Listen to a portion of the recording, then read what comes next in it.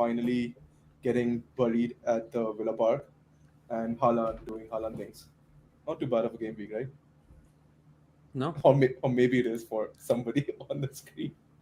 Forgot about that certain somebody. said next time, bro. Let's just sleep through the 7:30 games. Yeah, dude. I think.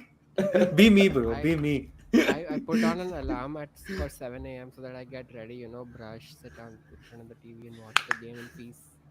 What a Yeah, bad decision. yeah. The best Exactly mo- like 30 minutes later, your piece was destroyed, no, bro. the best moment definitely was the Zerky goal, right? Zerkzy goal. Lexi. Yeah. Zux. Yeah. What a way to score a goal and getting disallowed. Uh, but this takes me to a point: is United job too big for Ten Hag?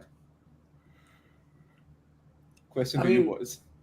it's how big is United right now? I think I need to ask the question back to you. I Right? think it's Like a it's I think it's the biggest club in England.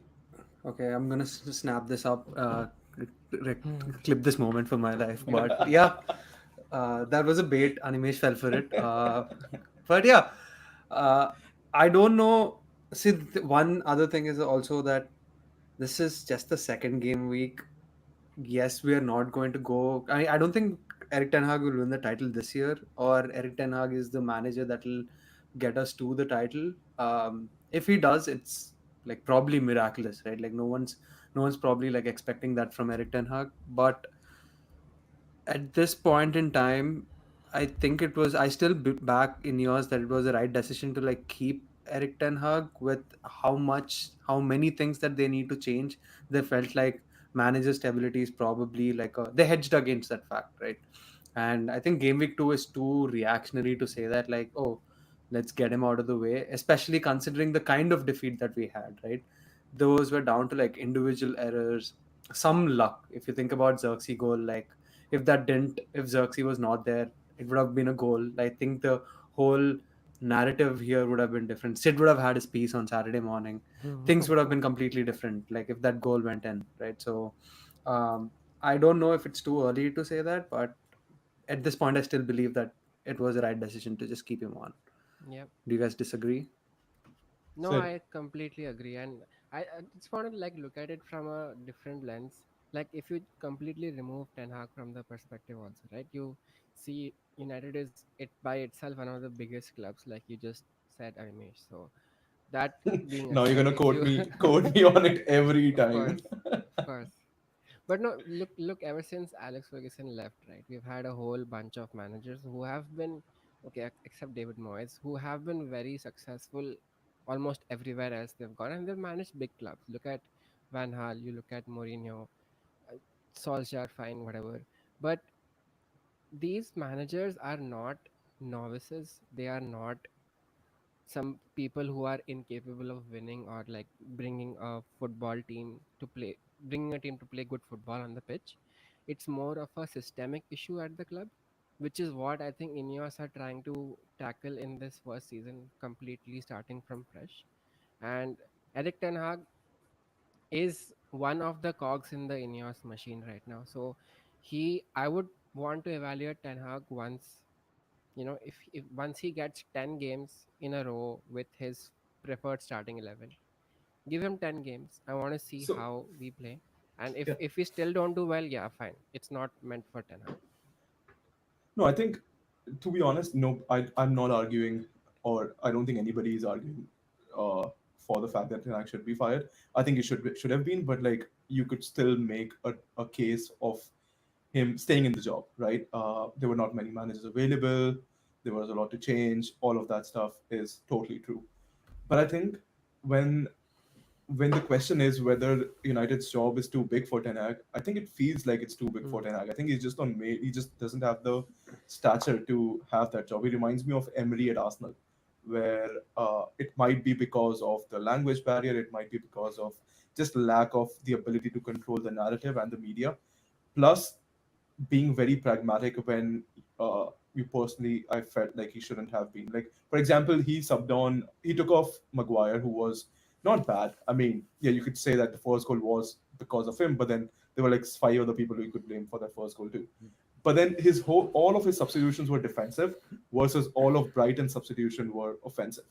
And that kind of and even Brighton's manager is like 2 games into the season or into his job, so it's not like he knows his players. He's just experimenting. He's just putting random stuff, like he's putting different combinations on the field and trying to make something of the game. And I feel like in that sense, it's very difficult to rate Ten Hag as an elite manager. Yes, he wins the cups. Unai Emery did win the cups too. But then, would you like all of these achievements are probably like second tier achievements, or which are similar to like Unai's Europa League or Unai's Cup victory or something like that. But he's never triumphed against a big opposition.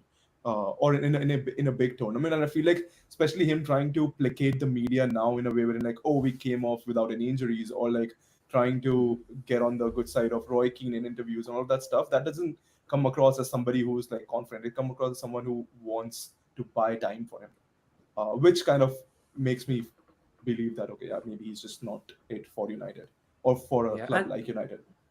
and maybe I think if we see it, I agree with all of the points. I think the substitutions yesterday were like below the par. He was trying to like rush Dillit into the system, Hmm. and there was no need for like for you to like sub Maguire off. When you make a Maguire is the leader, dude. Like even if the first goal was on him, he's more vocal, and I think Dillit coming into that team probably doesn't command the same like this thing in that defense, right? I feel like if I look at United defense right now, I think Onana, Martinez, and Maguire are a lot vocal. They organize the defense, and that's what led to the second goal. So I completely see it. I also don't see the point in like trying to bring on Anthony at 89th minute. He's an 80 million signing, right? He's an 80 million signing. He's probably not happy at United being on the bench, like with or without the form. Like personally, he's probably not happy. And I mean, when you bring him on at the 90th minute, there's not really that much time for him to like go and like change the game that much, right? Like you can't influence it that well. And I think that he was at fault for the second goal. Like he shouldn't have rushed that, like challenge. And if he would have stood his ground, he could have forced Brighton to make another play. That I don't think there would have been that goal, but he just wanted to be that hero. He just wanted to rush that moment. Um, all in all, I think Ineos also sees that like Eric Ten Hag is on borrowed time. My argument with all of this is that maybe they're letting this play out Yeah, because they want to see how things are. Like let's focus on the positives, right? Like we generated what 80 million in transfer sales this season, which is I think the highest since like Ronaldo left the club. I yeah, don't think we've ever had that many sales, right? And some of the high wages have been cleared out. And the average age of the squad went down significantly. And the people that who are at the squad right now with high wages are only at the squad because they can't be moved on. So they're trying Yeah. to find that solution in place. And maybe Eric Ten Hag is one of them, right? Like because there was fan pressure, Ineos didn't feel like it was the right time to like make that change of a manager. They did try to talk to Tuchel. yeah, It's even Eric Ten Hag himself agreed, right? yeah, Tuchel didn't want to come, and maybe it was something that didn't work out between Ineos and Tuchel, but they are just letting this experiment drag on to Sid's point. I think they just want to give him 10 to 12 games with a preferred starting lineup and see what he's actually all about. And it's a risk worth taking, in their opinion. But at the expense of our season is something that is like a very sticking point to me. But yeah, dude, what do you think about what do you think about the like any of you, but like the press? I felt like the press and structure was a little bit better. It wasn't Yeah. like gungo approach that we saw last season. Yeah, and I think that's where I think the improvements and corrections are coming in from previous season, where we had so many injuries, we were all over the pitch, we had gaping holes in the midfield. Yesterday was more of individual lapses in concentration which led to goals. It wasn't a systemic issue in the team or in the tactics which led us in conceding those goals. And in terms of the press, like you mentioned, I think we were very, very measured and tactical in terms of when to press, like look for the triggers of press and then press. So that is something that only a coach will do. It's all about coaching and players truly understanding what is my pressing trigger, when should I actually leave my position and go and press the other player. So that is something a coach's job is, and I think If that is happening, yeah, it is an indication that the players are responding to the manager and the other coaching staff. So that is good to see. The positives for me are that we are not repeating the same patterns of mistakes or play that did not work for us last season. That stubbornness that we accused Ten Hag of is sort of not showing too much this season. He's not picking favorites. He's, playing players on merit. If Maguire played well, he's playing Maguire. If Anthony is poor, he's dropping Anthony. So all these are good signs.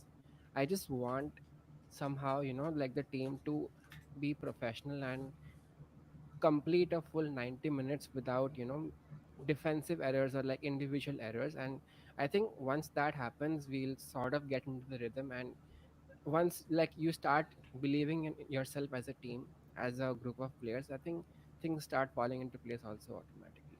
That's what happens with Arsenal or City as well right now. They just believe in themselves. United don't have that feeling right now. Just Yeah. one last point. I think to going back to the topic, right, which is whether he's timid or not. I feel like he's another thing against him is like he can't put all the aspects of the game together. Like some games you'd see the defense doing well, some games you'd see the attack doing well, pressing is fine, but like defending is not, set piece defending is not. I just feel like just putting all of it together is something that I haven't seen from his tenure at United, like we do at City or Arsenal or any of those clubs. So yeah, that's Yeah. the last thing. And next game week, Liverpool's coming home. So, uh, Big game. yeah, big. It's always a big game, and like Yeah. I think form goes out of the window when you're playing like rivals like these. We've always seen that.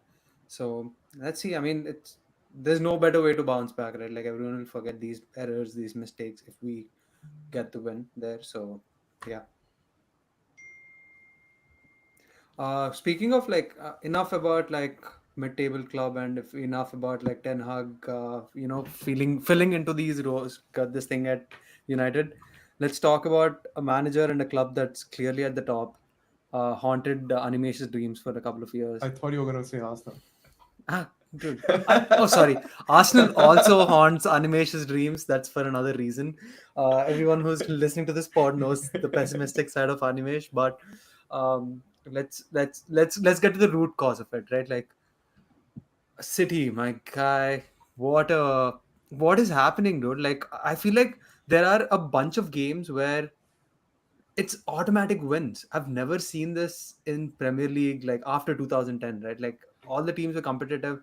Even dude, if Arsenal, Liverpool, City, United, any big club can go and play at Ipswich, I feel like Ipswich has like 10% more probability of winning the game. But when City shows up, it's over. Like what's happening? Thoughts on this? Dude, they were this Ipswich scored first, and it was a good goal. Like to be honest, I think Edison has fallen off big time, but it was a good goal. It was like a morale boosting goal. You're up against the champions at their home ground. We all know how shitty the atmosphere is all the time, and they went up 1-0, and then immediately capitulation. Like no, like you could see the players. Yeah, like it was one of those things where the manager was like, we were playing great for 8 minutes, and all of a sudden we were 3-0 down. And on the third goal, he probably would be like, what a freaking goal. Like, what are they doing? They're just running all over them. And they have these beasts in Haaland and KDB, and like, you know, Rodri is not even playing. Gundogan, they've just bought. Foden is out. Dude, it's the recipe of a five-peat. Like, I don't think there anybody stopping them. It just pains me to say this, but it's just yeah. I don't think City people teams turn up against them. I think they are lost. They have lost the battle when they see Haaland in the tunnel, or they see KDB in the tunnel. They're like, these are the best players in the world, like a best striker in the world who will come. You can bounce off him, you can do whatever, but he will just score. And that's the inevitability that we need from anybody who can defeat City in a league. It's almost sad, right? Like, I feel teams don't feel bad when they lose to City, Yeah. because like, oh yeah, it's fine, what did we expect, right?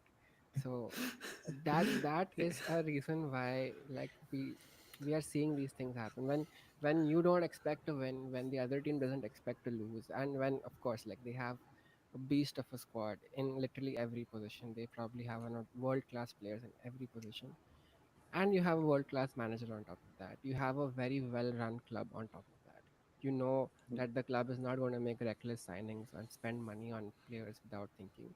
It's a completely well-oiled machine. It's like a dream club and how a club should be run.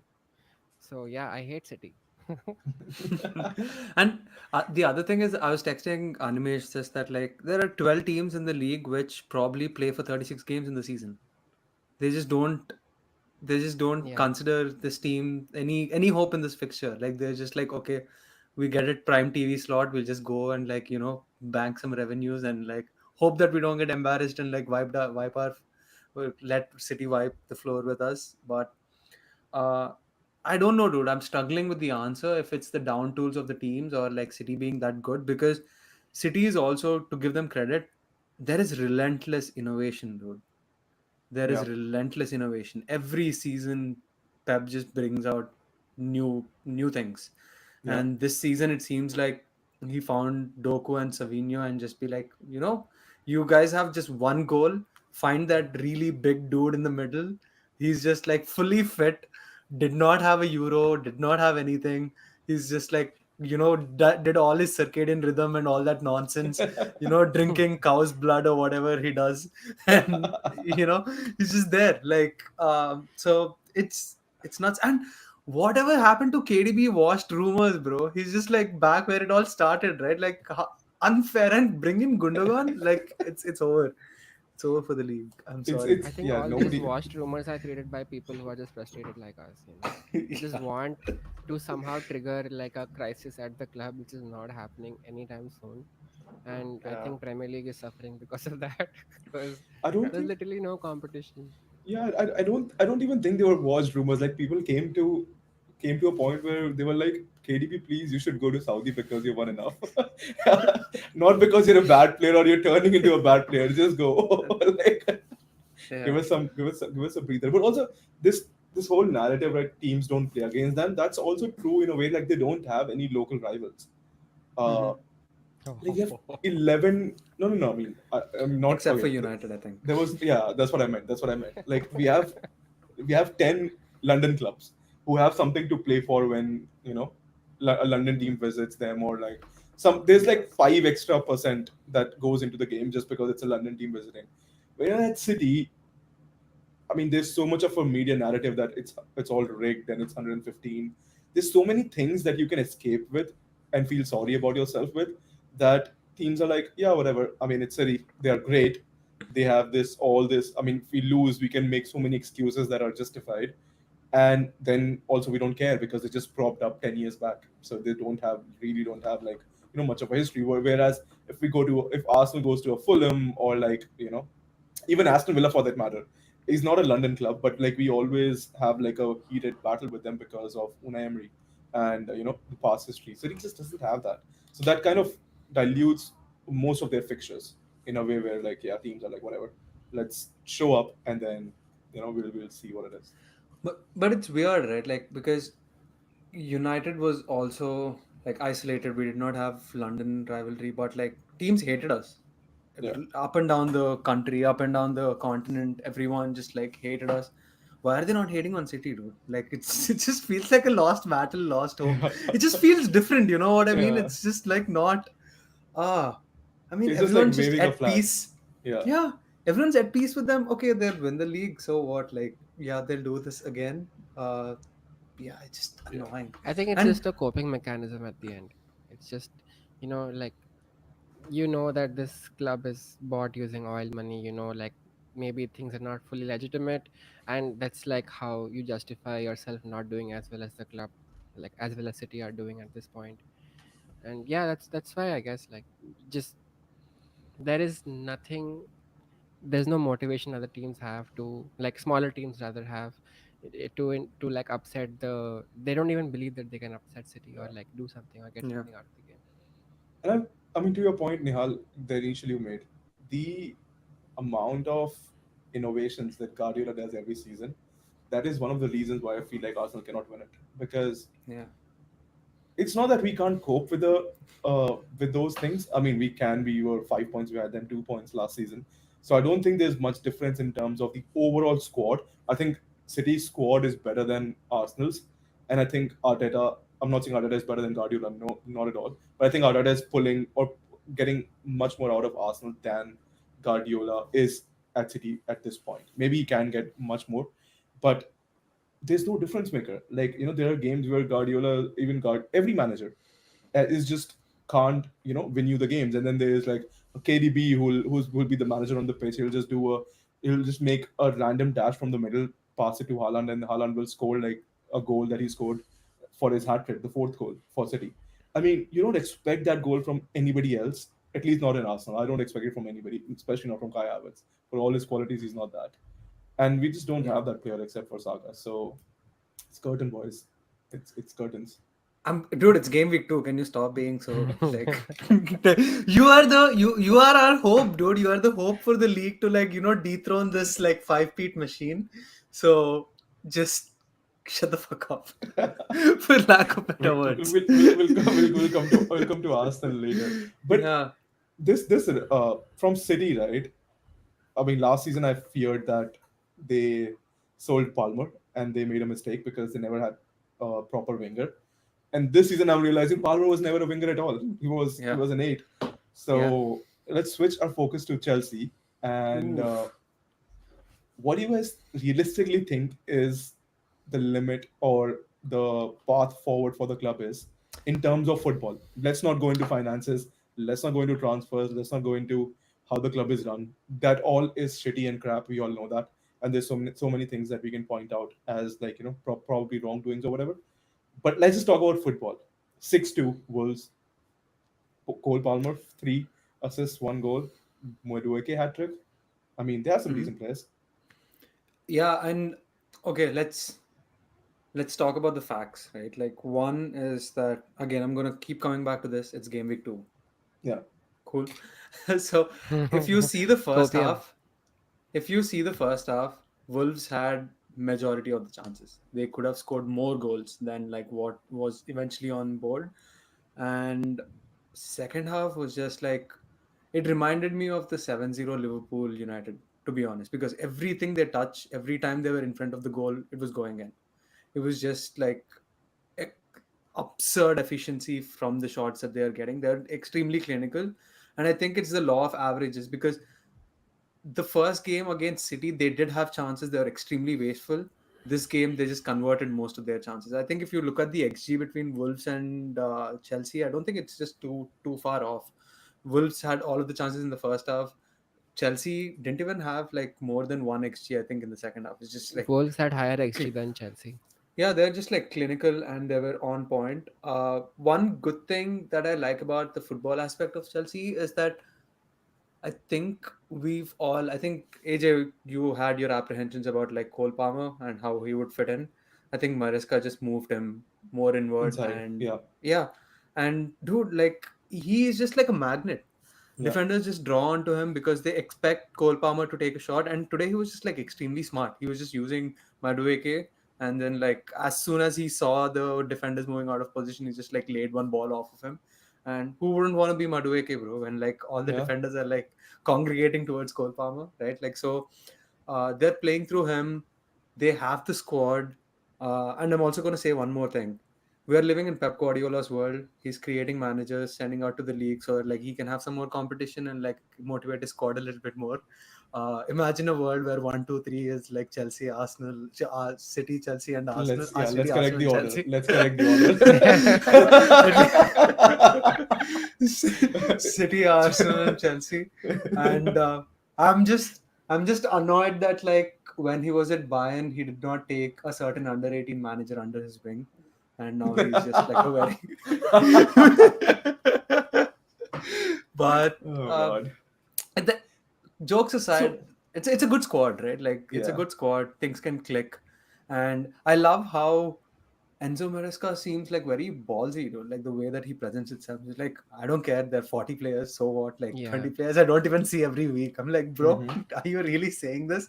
And the similar question was asked to Pochettino, and like Pochettino fumbled. Like an experienced Premier League manager who's like managed for so many seasons.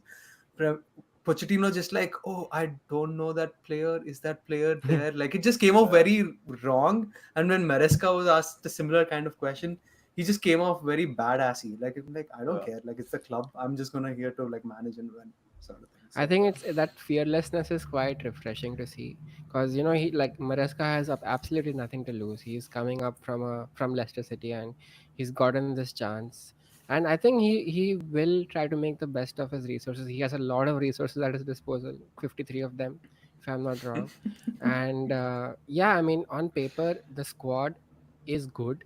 To be very fair, on paper they have a good squad, they have a young squad, and if he can get them to click in a way that he wants them to, we will see more of what we saw today.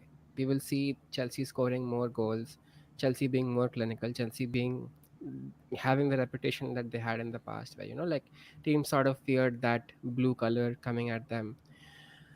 But that being said, I feel like we should have measured expectations, because like games like these are usually one-offs, and Chelsea are also at a very nascent stage in their rebuild. And I think, like, realistically, coming back to your question, AJ, I think a Europa League spot, like a solid fifth or a fourth, even if possible, would be a good start for their rebuild, I feel.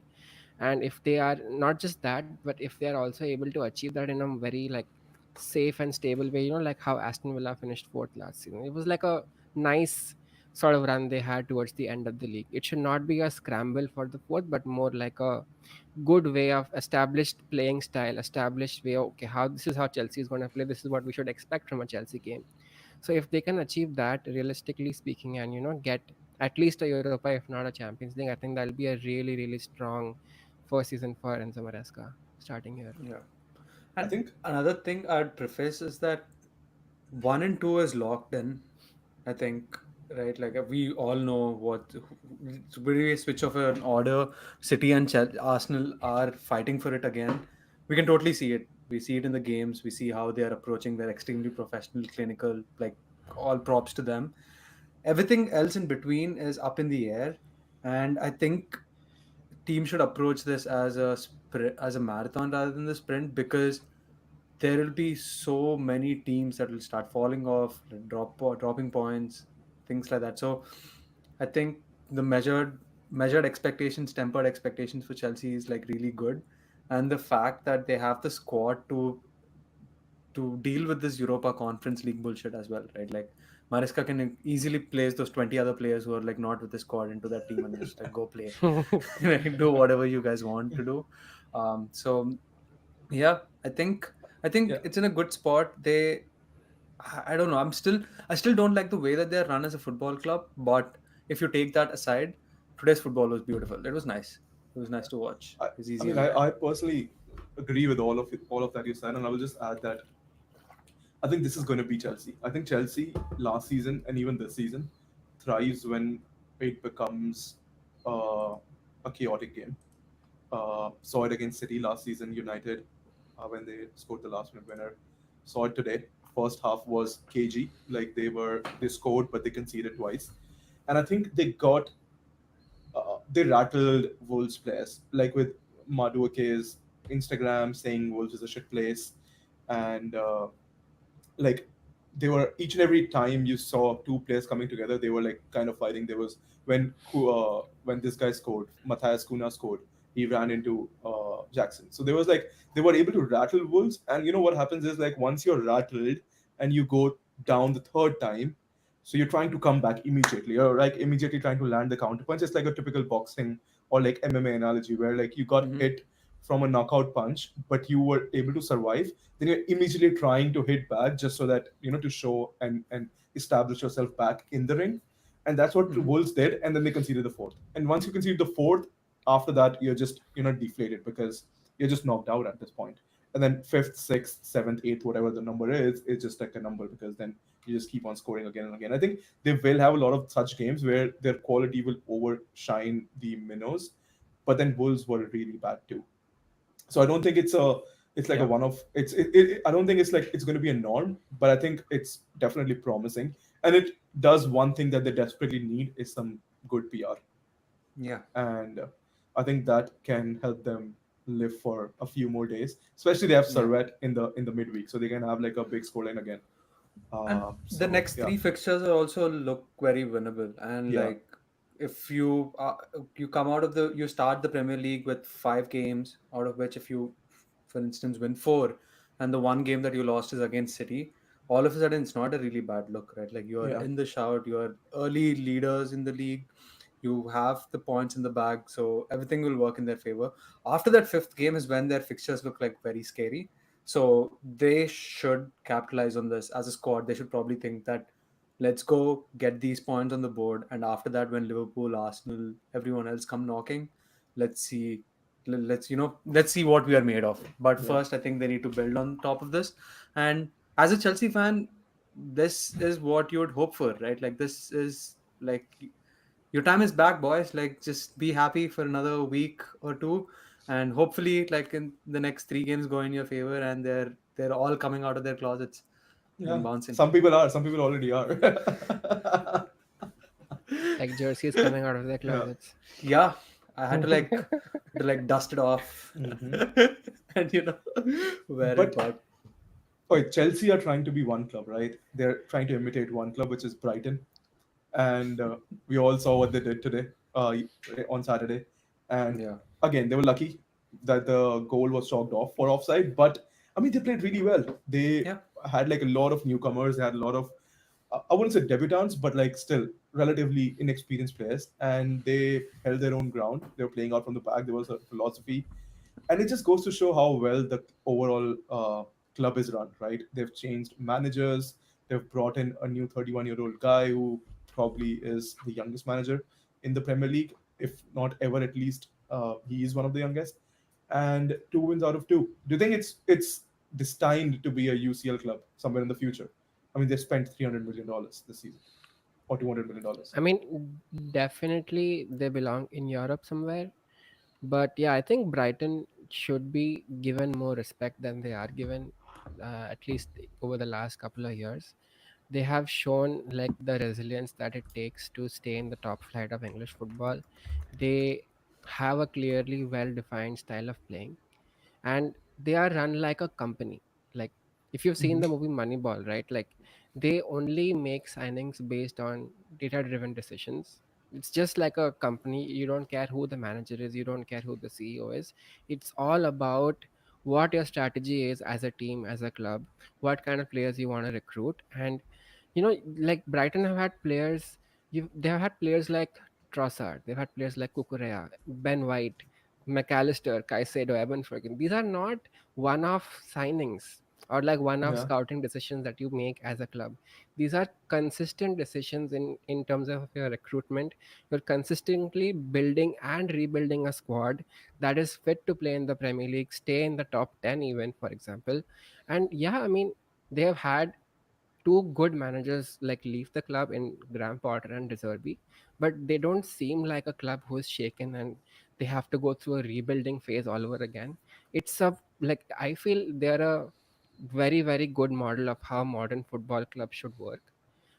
Build a club-wide agnostic, manager agnostic model in terms of how you want to play your play your football, build your squad, and I think that'll show results in such a volatile footballing universe right now. yeah. And the other thing is that you make a really good point, right? Like, they're run like a business, and maybe they are achieving all of their goals than like a really top club is. Like, I think Tony Bloom is a really good businessman, their owner. They've made so much money from like player sales, Yeah. and they are continuously have the conveyor belt of like new talent coming in. And they have this exciting style of football, which is, like, to your point, said, very manager agnostic, but the managers that they bring in also are consistently evolving. We've never heard of this 31-year-old Houston born German dude. Now he's like the manager of this, like, top flight English club. No other club would take a chance like that, Yeah. right? Like, no other club, especially a club that has been in the top flight for like so many years. And why how could you replace Roberto De Zerbi, who in the middle of the season had shouts to be a United manager, Chelsea manager, every other top club wanted him, replace him with something completely unknown, and start your 2 games of the season, new season, with like a really high goal difference and like sitting second in the table? right? It's just a testament to how this club is run. And long may it continue, dude. Like, long may it continue, to be honest. Like, I would love to see a Brighton in the Champions League, but I don't think it's their goal. I think their goal is the current sustenance of their model. If they get into Europe, that's good, but they're constantly going to sell players. They're constantly Chelsea or someone will keep knocking. I think the next big sale is going to be Mitoma, followed by Enciso, and they'll replace these players without like we even realizing it, right? Yeah. So, And it good. yeah, no, and also like a lot of players prefer coming to Brighton over big clubs at a young stage. Like if I look back, Evan Ferguson had an offer from Liverpool when he was like brought to Brighton, and Evan Ferguson chose to play for Brighton because he knew it'll be a good starting point for his career. That's exactly how things work in corporate. Like you want to go into a role or more rather a profile rather than a big name club where you'll do good work, you will build your reputation as an employee, as a player, whatever, and then you will go on to do better and bigger things. That's what all of these players right now that I mentioned, that's exactly what they're doing. So Brighton have placed themselves very intelligently in the market of football clubs. And what you said, Nihal, right? Like how could they even think of replacing a manager like Deserbi, who was so successful, and like go with a ballsy move of like recruiting a 31-year-old? I feel like they recruit managers the same way they recruit players. It's completely data driven again, no feelings attached. And they were at the same point when Potter went to Chelsea, for example. They had to find somebody to replace Potter, and they went for Deserbi. Okay, yeah, he had some experience at Shakhtar Donetsk, but he wasn't a big name signing or like a big like an immediate name on like somebody who's going to make a decision, right? It's a very calculated move, every single thing that they do, and I think they're just like if United are like run like Brighton, I would be extremely happy at for the future of my club. But kudos to Yeah. them, I feel. I think one And thing that just quick one thing. I think one thing that they have always going for them is lack of any media pressure. Like, no matter how much they achieve, they'll be they'll, like everybody will always be giving them all the credits for achieving whatever they do. But if they don't, like they did last season, nobody's on their back because then they're basically reverting back to their you know what they yeah. should be achieving, like their usual setup. So I think that's again adding to your point where people are like players are choosing them is also because of the fact that they can learn, they can just be the best versions of themselves in a less pressure cooker environment, but also still in the best league. This reminds me of you guys know that French league, Will Steins or Steins, I don't remember the name, but like this guy was football manager. He was playing football manager, and he did so well in football manager. Then he got recruited into Hmm. like a French Reims or some one of Yeah. those clubs, right? Yeah. Yeah. And it's kind of like a similar appointment, this 31-year-old German, because it's a big punt, but to his credit or to his benefit, he's doing it in Premier League. So if he does do good with the team, he's set up for like great jobs. Plus, he has money from Yeah. Caicedo sale and like last season's a lot of the sales that they did. So I think I think I love that club. And for a young up and coming manager, there's no better place to like test your trade than at Brighton, right? Yeah, Because there is no pressure of like, scouting and finding your own players because the club does that for you, brings in the best possible talent. You can just completely solely focus on, how we want to do this. Um, so that's pretty awesome. One other What's the ceiling for the club The ceiling for the club, I this think, season? This is season, of this course, this season. season. This season, definitely, I think they can break it into the European spots. I don't see top four happening. That's probably like too wild, but I'd love for that to happen. I'd love to be proven wrong in this, but I don't think top four is happening. Sixth is a realistic ceiling for the club, but they might end up in the top half for sure. Is my Yeah. call. Yeah. So any shots? Speaking of, And one other shout yeah, out that I want to give is that they don't just like recruit young players and stuff like that. Like James Milner, Danny Welbeck, like these are like hard workers, bro. They've been in the Yeah. Premier League for so many years, and they just dude, James Miller is like the workman of the Premier League. Like literally, his One stat, synonymous with the Premier League logo, right? just Like one, he's just as one, just one stat. He's the player with maximum victories against United. Just fair thought I enough. could throw that in. Fair enough. Yeah. So legend has it that he has more victories than Arsenal. I don't. I think the legend is wrong. I think we had a few more than him. Maybe one or two, but Yeah. like just a tad Yeah. bit. Personally, whenever Danny Welbeck scores, it just makes me really happy. Even if it was against United, I was just like, when I looked at the score sheet, I skipped I slept through the alarm. But when I looked at the score sheet, first I saw 2-1, I was like, fuck. And then I saw Danny Welbeck, I'm like, and there was a little smile on my face. I'm like, okay, at least like the boy scored. Like, you know what I Yeah, mean? So yeah. it's nice. He's one of your. It's He's a, one of your own. it's He's like it's ESR. not He's that like our nice when you ESR. score. he's one of our own, AJ. Yeah, yeah, yeah. That's what I'm saying. But He's one it of your hurts own. more when you see it in person happening, and especially when you wake up in the morning and like, oh, Welbeck, come on. आज ही मारना था bro. I mean, But if he no, had like scored these goals, we wouldn't have sold him, right? So yeah. But AJ, they are coming to Emirates next week, right? Yeah, So it's gonna be a good game because like they play a really high line, and I think Arteta and Arsenal have innovation and like ways to like counter. And I think Brighton never really threatened them. But I'd be watching that game. I think it'd be fun. It'd be a mhm. really good game. There are not many teams that I think Arsenal can drop points against, and Brighton is one of them where like anything can happen.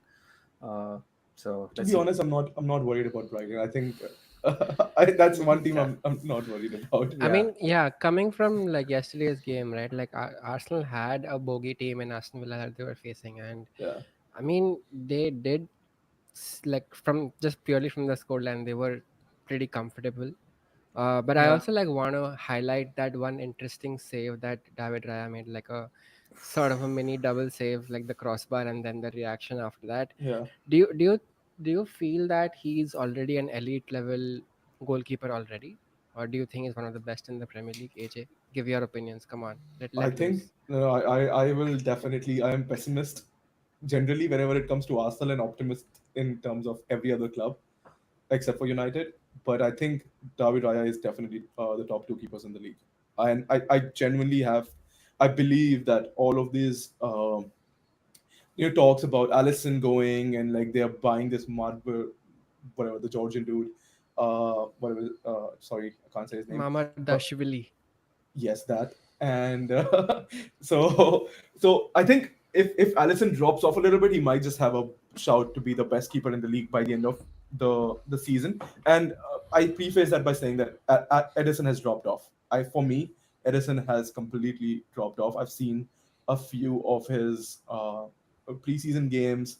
I think last season not playing because of being injured has gotten to his head, and Ortega doing a little too well. Plus, also it might just be complacency of like just winning everything and doing it repeatedly, and then just not having the motivation to go at it again. Or it might just be that he's rusty. But at least from the sample size that we have from the season, Edison is not the same keeper that he was last season or maybe like a couple of seasons ago.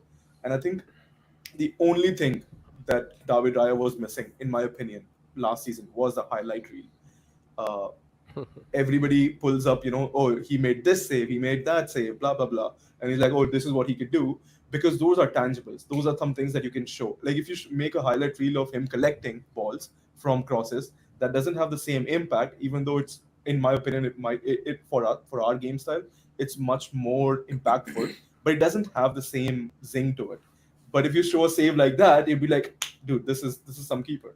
And this is the second game he made a save in. Like he made a save at 0-0 against Wolves. Oh no, at 1-0 against Wolves, where he just saved the ball from a point blank header. So I think this is the season where people actually acknowledge the fact that he is a great keeper, and once he gets those 24 clean sheets that he needs for breaking the 15 goal record, I think he'll be one of the best ever keepers in the Premier League history. But like, just to be a devil's advocate there, I think Raya is a great keeper, but he also has a luxury of playing behind the best defense in the league. And So was Petacek not a great keeper? He had Terry and Carvalho. sure, he was It's a the great same keeper. So argument. so Same yeah, Pandis yeah. are. So my argument is that You don't have a top keeper without a top defense. So sure, Raya is a great keeper, but like for a keeper to be truly good and to be considered elite in the game, they more often than not tend to play in a defense that is itself very solid. You look at Van der Sar, you look at Petr, you look at Buffon. Like all these keepers, they are elite level keepers, but they also had that backline, and their job was more often than not just being solid, making those one-off saves once in a while, Yeah, but they should not concede goals that should not be given in the first place. They have to be like, that veil of assurance behind the defense that okay, this guy is there, he'll take care of the thing in case the defense falls through. So I think that itself, if Raya can achieve that level of a status, I a highlights reel in my opinion is fine, but I don't think it's really needed for an elite level keeper. It's more of having that assurance, having that quality between the sticks. And you see Ederson, you see Allison. These again, they play for very good defenses in front of them. They know that their job is to just keep the ball out of the net, be clinical, and that's it. And if Raya can do that, avoid those mistakes that we saw one or two in the last season, I think then I would be very confident in saying that okay, David Raya is elite. But I would not say that right now. I want to give him some time. I think he yeah. has potential. I think he can do it. But yeah, Look, completely agree. But again, as I said, it's all about highlight reels. I think a lot of people, and I generally go back a lot on narrative because I feel like, given our the age that we live in, a lot of these players and their media agencies and Fabrizios of the world are all around the football sphere just to build narratives. And at the end of the day, these players read narratives, and then it affects some. There are very few players who are not affected by narratives. Most of the people are affected by narratives, and I think when I say highlight reel, of course, I mean highlight reel only comes from clutch saves. Like that highlight reel, you remember that one where Edison. Edison City playing against Liverpool, and Edison was he almost touched the ball, like he took a touch, the ball was going in, and he was still calm and collected, and he passed it, even though yeah, Sadio Mane or Salah, one of those guys, were like literally onto him. That's kind of a situation where it's not like they were leading 4-0 and he did it for the sake of doing it. It's because just how good he is and how much he believed in himself. And I think that's what will come to Raya this season, where he has done 2 games, 2 clean sheets that he has earned. I'm not saying we might have still won the game with conceding those goals, but 2 clean sheets that he has definitely earned, and that kind of elevates the confidence of their defense in the keeper, plus his own confidence in himself that yeah, this is not only a training ground practice. I can do it in for a club like Arsenal at the biggest of stage when you're going for the title in front of a large crowd. So I think that's what will propel him to be recognized as one of the as I said, Allison, it's very difficult to eclipse Allison, but definitely top two, in my and opinion. it also helps the team to be like more adventurous, take more risks, knowing Yeah, that like Raya can also pull off all stops in like 1v1 situations, right? Like if yeah, they know that their keeper can do it, uh said we know, right? Like we've seen our defense being shut, and like David De Gea literally bagging us like top 4 spots yeah, season after season. Like we did not deserve it, but like he got us there. Like there were games where like we went to Anfield and like he saved 25 shots or some shit. Like it's just ridiculous. Like and just as a team, the other 10 people watching your keeper making those kind of saves just helps you be calms your nerves a little bit, like when yeah, yeah, you're like taking risks, especially with Arsenal, the phase that they are in right now as a team. They need to be taking a lot more risks to break down teams, because teams will like be very compact, very like annoying against Arsenal, and it's going to take a lot more patience and adventure to like break these teams down. And it only helps that like Raya is finding his feet, like making some Hollywood saves. yeah. And it just helps. It just Yeah. helps. It's also puts some doubt in the attacking player's mind. Like whoever is coming up against Raya next, right? In one-on-one situation, they'll be. I'm not saying they'll fluff their shot or anything. I'm just saying they'll be a little bit more compensatory with their shots. They'll be like, oh, we need to put it a little bit more into the corner, or like we need to be a little bit more precise with the shot, and we have to be a little bit more accurate. And that kind of sometimes plays for the keeper because no, you have that aura about you that yeah, you it's very difficult to get past you, and because they overcompensate, they end up missing off more often than Yeah. scoring. So that also Mhm. comes into play, and that happens with every keeper in the world. I think most of Allison's shots saves are Yeah, because of him being Allison. On top of his qualities, obviously. yeah. And I mean, the best especially way for if a striker to score is without thinking. I feel like it should be a Yeah, reactionary shot, and yeah, like how you saw Haaland score that goal yeah, yesterday, right? yeah. Just like take a shot and that's it. So yeah, sorry, And yeah, that is you were the saying. reason why I feel we can't win the league, because we have all the people in the world who just think. Like Arteta has drilled so much thinking into the system. Overthinking, yeah. He is just in, end up overthinking, bro. including the fans, bro. Yeah, bro. Including the Like, including the fans. yes, including us, Like and they especially overthink me, all the situations top so of much so. it. Tomorrow they win the league, the AJ will be thinking, this must be a dream. Like someone wake me up. I will go back to sleep for sure. I will definitely sleep for it. Yeah. Oh god. But yeah, I think him and a moment of joy, right? Last game, Trossard, best 12th man in the league, in Oh my wow. opinion. Dude, I've been Uh, waxing lyricals about like Oh, yeah. Trossard because, oof, what a guy, dude. Like I can First, see, I first can touch. totally. There are 5 or 6 instances where he literally bailed you out. Like there Yeah. are like Yeah. he's the super sub of super subs. Like Yeah. it's just He's the best. every time you guys can't find solutions, Arteta Trossard. just like looks at that man. And Yeah. this guy, you know the reputation that he came with to Arsenal, like that he was not a team player, he was Yeah. arrogant and stuff like Yeah. that. He's everything but that. Yeah. Like he's Yeah. always used as a super sub, never complains. Literally, Saliba was like, "Do this, do this, do this," and he did Yeah. that. You know what I mean? So Bro, but like so cute. what a celebration. Like what a celebration, right? It's And what is that complete. lack of, yeah, yeah. Like he was Like he completely cold about it, right? He Yeah, was like he's like, yeah, that's me. Now you put me on he, the bench. yeah. He's probably like making a point to Arteta, and it's nice Yeah, to see. it's great. Like, Yeah, yeah, just like, are you still trusting Martinelli over me? Like, I yeah. can do Yeah. this in like 5 minutes. Bro, Like, but what the heck? first touch of the game, right? but Sid, I love Yeah. Saliba, bro. Like the whole thing in that whole 5 second clip, Saliba is like, do He's just it, edging do him on, it. edging him on, yeah. It's Bro, like, do it, Saliba is bro. Like, such a hype machine, bro. You should see Saliba on all our goals. yeah, Like he is the happiest. Like he's yeah, doing random things. Such a hypester. I yeah. love him. It's Absolutely love it's him. a Also it's your a youngest nice. player, right? Sorry. He's also your youngest player according to Party, right? Yeah. he's still a youngster. He'll have a breakthrough season. Yeah, Party, Thomas Party, and bro. That dude. it's a it's a nice place for the squad to be because I feel like there is so much harmony within the Arsenal squad. It's painful as a rival fan, but like it the only problem to your lives is City, bro, and I feel bad for you guys for that reason. I It's think just the only like problem, to be honest, when I say I don't think we'll win the league, is because I think we just need an extra body. I think we can't trust. There are people in this squad that we just cannot trust. Uh, hmm, we cannot trust Tomiyasu, not because of his qualities, but because of his injuries. And for that, we have a cover now, like Calafiori. I'm not counting Timber. He's there. He's definitely a great player. He's there, but because he's coming back from such a big injury, so he might have some niggles here and there. So that's given. But we have like 5, 6 able bodies. Plus, we have hmm, Tomiyasu. So whenever Tomiyasu plays, he'll be a great addition.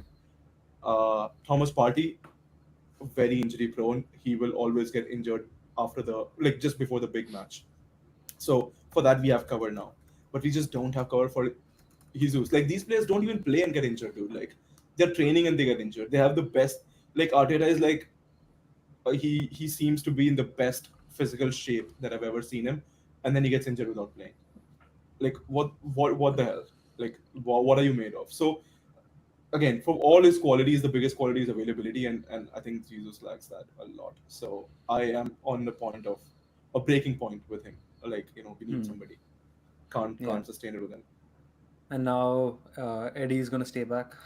So more joy for AJ. X Factor. We'll unpack that in the next pod. But let's take our train to the last stop in North London.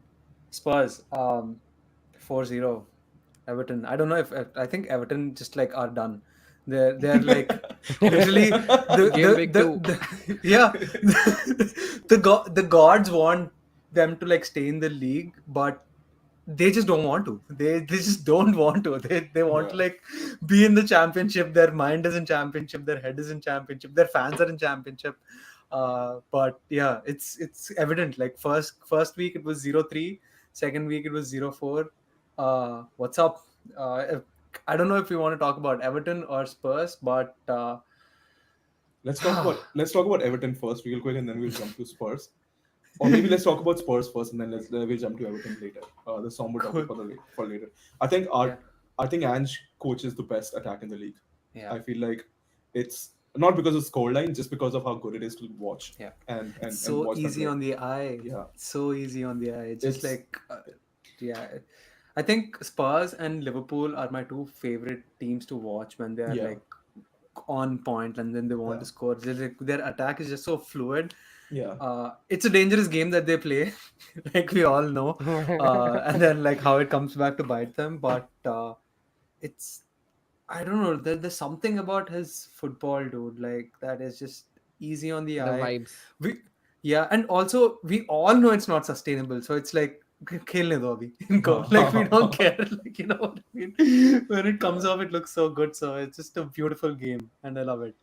yeah. I Uh, think, to be honest, I mean, we've seen it before, but Spurs' first goal, the amount of distance Son covered and closed up, I don't think I've ever seen that much distance being covered and closed up for a goal from the, like, to the keeper. It actually felt like Pickford moved 5 yards and Son covered 25. It was out of the Yeah. world. Like, he was just there and Pickford just couldn't realize what was happening. And that then you realize like how slow keepers are.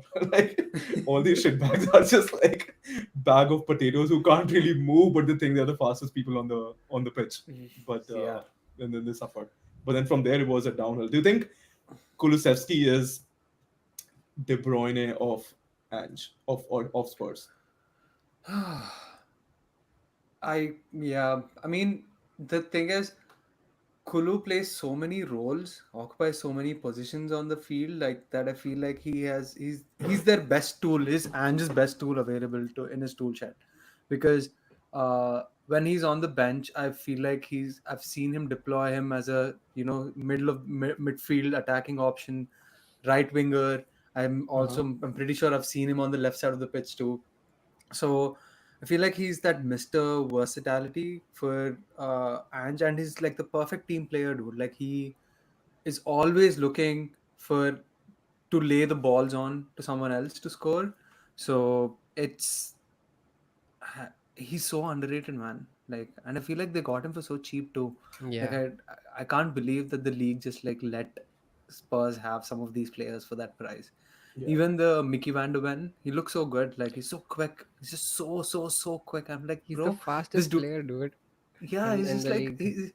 he's a tall, lanky dude, and he's just like covering so much ground. I'm amazed. I'm amazed by some of these finds that they have. But at the end of the day, it just doesn't look sustainable. And if we don't have to go too far back, we just have to go to going game week 1. If they don't score 2 goals, they can never win a 1-0 game. I Yeah. don't think they can Hmm. ever win a 1-0 game because it's not the brand of football that they play. It's not going to be sustainable either. If they need a 2 goal cushion to win the game, and that is the problem. That is the biggest problem that Spurs have. Like for all the best attacks that Ange can coach in the world, if he can't, you know, uh, you know, play dirty and win those 1-0 scrappy wins, it's not going to click for him. And the ceiling for that unfortunate reason is probably going to be a top 4 finish, and is never going to be like that guy winning them the trophies. I know he thinks that in the second season he's going to win trophies and cups, but it's the same problem that he's going to have in like cup football too, because Yeah. there's a lot more emotion. Like, and some days it doesn't click. Like we've seen NBA, like in basketball also, Steph Curry has off nights where he can't shoot 3 pointers. Yeah. Yeah. Every team will face with those things, and they don't have a plan B. And unfortunately, in any of those plans, it doesn't involve like defensive solidarity, sitting back. And all the best teams, including City, we've seen last season, have sat back, defended, and like saw results out, and somehow thinks that he can just win the games with attack, and that is their biggest problem. unfortunately. Who was it that said attack wins you games, defense wins you leagues? I think somebody had said Ferguson this. needed. Oh, Ferguson of did, course. no? Yeah. Yeah, I think that Your is the Achilles your heel manager of did, bro. What are you my saying? manager, Ferguson did, my yeah. gaffer. Yeah. Yeah, but like just to I give think some credit to Ange, I think like he inherited a squad which was just suddenly devoid of Harry Kane after all those years where he was the biggest goal scorer for the team. And even then, they managed to score so many goals. They in fact scored more goals than the season Harry Kane was there and he played for them. So just the fact that getting to manage a squad in a way that you're scoring goals so fluidly, so easily, despite leaking goals, that's fine. We don't even evaluate Ange in a way we evaluate Ten Hag, I feel, at this point, because like the kind of club that you manage also tends to color the lens by which you're evaluating them. But Sure. sure, like Tottenham playing good football, beautiful football is good for the league. I feel I enjoy watching Tottenham games, and I'm glad Ange is there and like keeping the good footballing dream alive in Tottenham. Yeah. And quickly, I don't think Everton are going down. But mm, yeah, yeah, I think it's just that I think they have yeah, it's just two games. Firstly, they are shit, but they've been shit. there are shittier teams in Premier League, and I think Yeah. a lot of these shittier teams like Wolves, for example, they're gross, they're average. Yeah. Ipswich, they're flying high. I mean, their possession-based style, City ripped them apart, and I think press a lot of they'll figure out quickly that a lot of these teams in Premier League they're like very quick when it comes to pressing. And if those teams get on, they score one or two, then it's very difficult to get against them because low blocks also they're great at. Uh, who else? Bournemouth, I don't know, Leicester, depending on Vardy.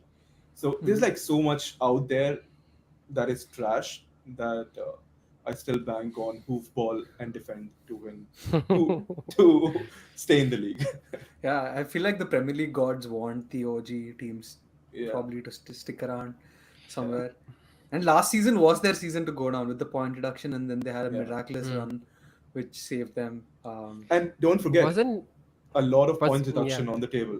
Like a lot of Yes, points counting on deduction that. on the table. I'm not even talking about I City. Like Leicester can have a point deduction, Nottingham Forest can have a points deduction. yeah, So they're like, yeah, there's like so many things one that can game But happen. week I want to go without like talking about points reduction, but here we are again Yeah. towards the end of the pod. Damn it. Tried my best to not include referees and points deduction, but can't we run didn't away talk from that. about referees. We did well, I think. Yeah. Yeah. Dude, you haven't seen board. You haven't seen the choke slam. Yeah. Oh my god. Dude, Oh Joe my Lincoln god. literally. So keeper collected the ball last few minutes. He collected the ball, and he was trying to release for an attack. Joe Lincoln literally bodies clotheslined him. Like the keeper literally flipped. He did a barrel roll and fell, and he was in front of the referee and just yellow card. Absolutely no idea what's going on. And then they were goal. The goal also was not a hand, which was given. But anyway, that's for another. Let's accumulate these instances and then we'll unleash our wrath on the referees. But yeah, Yeah, that's a wrap. That's a wrap. I think great that's a wrap. weekend. Yeah. Finishing City finishing top, probably the lay of the land. So Yeah. we'll I see think how we the should. next 36 goes Just from here. I for think we should just just for call this pod Game Week. It's just Game Week 2. I think that sums up whatever we talked about today. Let's do yeah. that. Let's do that. And just for fun, I mean we don't even have to publish this, but uh I want to ask you guys, since you're all here, I want to ask you guys game week 3 score like fixtures and Oh, tell me predictions. Because why all Uh, not? right. dude, Since we're Let's here. see. Let's so start with the favorite difficult. 6:30 a.m. game, bro. Arsenal Brighton. Dude, Sid. Arsenal smash them.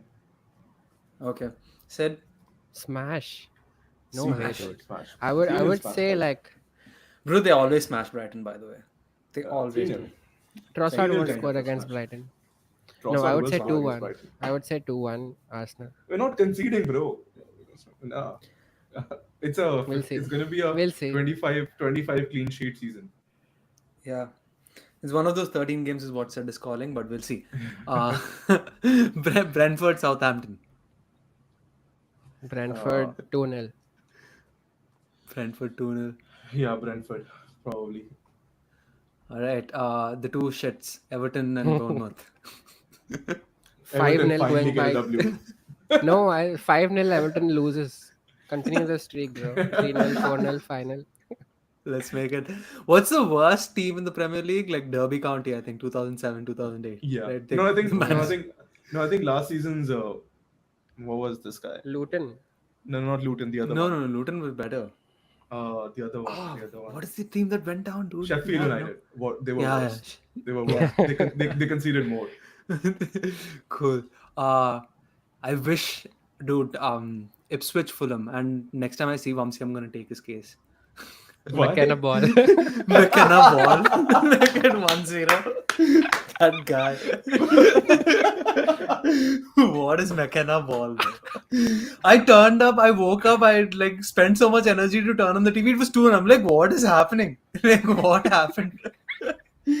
McKenna ball my ass. Okay, Ipswich Fulham. I don't know. I want Ipswich to have their first win finally because they've had a very tough start to the This league. Very, very tough uh, start to the league. I don't know. Maybe 2-1. 2-1 But it Ipswich. looks unlikely. AJ, What? Sorry. Say it again. Ipswich and Fulham. Ipswich and Fulham. Fulham, bro. Emil Smith Rowe to score Hmm. again. All these like past affiliates are like too strong with your two both of your predictions. Yeah. Yes. Kind of hurting. Leicester Aston Villa. 3-0 I'm sorry. Aston Villa. AJ, Leicester and Aston Villa. 3-0 Aston Villa said. Cool. Yeah, I think Aston Villa is gonna smash them. They're gonna revenge of the fallen. Nottingham Forest and Wolves. Oof. Nottingham Forest. I don't know, dude. One chaos game, I think. It's going to be a Yeah. chaos game. Yeah. All right. West Ham City at West Ham. Interesting. West Ham, They'll bro. Of course. they'll open up, bro. They'll open up. West Ham will open up. They hate Arsenal. Yeah. Of course, West Ham with him. Sid, I'll see you bro next weekend. I'll be there. Chelsea Crystal Palace. I think Chelsea get back to the ground. No, it's at home, right? Yeah, I think they 1-1 draw. 1-1 draw. That'll be a sucker punch for them. Yeah. Sid Um, I think Palace win. Palace win. Wow. All right. The next two games are actually kind of fire. Newcastle Tottenham at St James's Park. 4-4. One team does not attack, the other team only attacks. Like, make it make sense. Uh, 0-0 or 4-4. I think that's how it's going. I think Newcastle 1-0. Newcastle 1-0. Interesting. Nice. I think Ange will like lose it if they don't score. Imagine an entire game of like attacking patterns and like nothing to show for it. That'll be interesting. We'll see. Finally, the biggest game of every season. United Liverpool. Waiting for it. I've been waiting for it. It is going to be a juicy 2-0, right? I think it'll be a 3-0 victory for Liverpool. 3-0 for Liverpool. Said Actually, no, I'm getting carried away with my emotions. No, I don't think it'll be that. I think it'll be a 2-1 United victory. 2-1 United victory. Yeah, I have this. It's weird. Like United play shit against like teams they should win against, but somehow something happens, and past rivalry. Let's go. So I don't Yeah. know. I'm not putting my hopes on that. I want to win, but I think it'll be a Liverpool win. I'm just gonna play my cards low this time. 1-0 Liverpool. Let's see. 1-0 Liverpool. Yeah. Oof. Oof. I'm gonna be pessimistic, AJ, from now. You're gonna be pessimistic. Serves you better. I'm bro. gonna Serves I'm you- gonna trust change me. my style. Yeah. Serves you better because you still. I mean, you can fall back on something once the disappointment actually happens, which more often than not it is disappointing. So I think it Yep. serves you better. But anyway, I think that was a wrap. So we have our predictions in, and let's see who was right. We didn't ask Nihal, but we don't even care what he thinks. So it is fine. All right, Chelsea.